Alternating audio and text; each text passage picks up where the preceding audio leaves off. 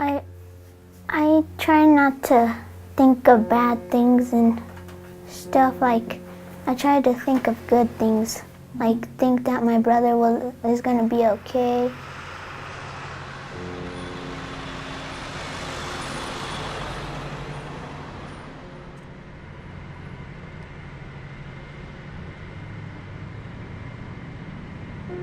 So many things run through your mind when a person, gets hurt like that. You don't know. You're not sure what the outcome's going to be. When I got to the hospital, he was in the holding area for surgery, and he was sitting there. Everybody was kind of in the room, all the EMTs and the doctors. And you do the quick assessment. You look at the kid and you say, is this kid going to die or not? And in this particular case, that question was raised because he had so much road rash that we were worried about blood loss and worried about the injury to his left leg. The combination of the two, we were worried about the blood loss that could be life-threatening. I still didn't see the injury to the left leg. I was still concerned with his upper right thigh. And Tina was actually the one who said his left foot doesn't look good. We got to say our goodbyes, and they took him right to the operating room. My dad told me to say a prayer to him and tell him I love him and stuff.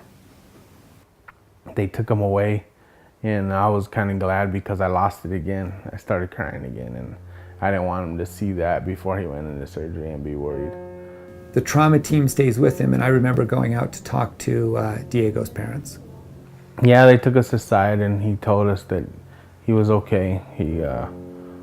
But there was a severe injury to his left leg, and that he wouldn't know for a few days, but amputation might be a possibility. So I sat down and I told Mom and Dad, I said, listen, your son's going to be alive. He's going to live. But we have a problem because this left leg has a very serious injury, and it's probably not one that he will ever be able to use, but we need a little more time to sort through that. As long as he's still here with us today was the most important thing that I cared about at that point, but knowing him and how he thinks right away, that was one of the things that he asked, am I going to be able to play football? And I think that was hard as a parent. I seen his foot, so I was like, why would they have to amputate? But I didn't see what was really damaged, His advice was, we can save the foot, here's the things that go with that, or we can amputate, get him a prosthesis, and he would be guaranteed to play any type of sport he wants. Tina was kind of like, well, if this is what Dr. Schwalbach says needs to happen, maybe we should listen. And I was like, there's no way I'm going to make that decision. It's not my leg. He's my son, but it's not my leg, and Diego needs to be included in this. So when I told her that, she agreed, and we told Dr. Schwalbach if he could come back tomorrow and explain everything to Diego, and we would go from there.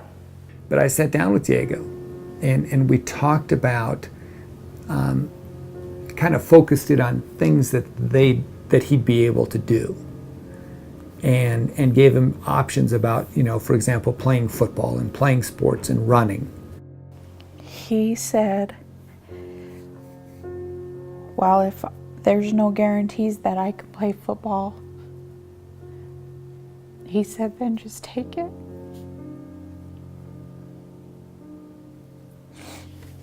That's why I had to kind of clarify with Diego, do you understand what he means, Diego? Do you understand he's going to take your part of your leg off to put a fake one there? And he said, I know what he's talking about, Daddy. I would know what he means. So he was very, very mature. I'm amazed by how my son handled the situation.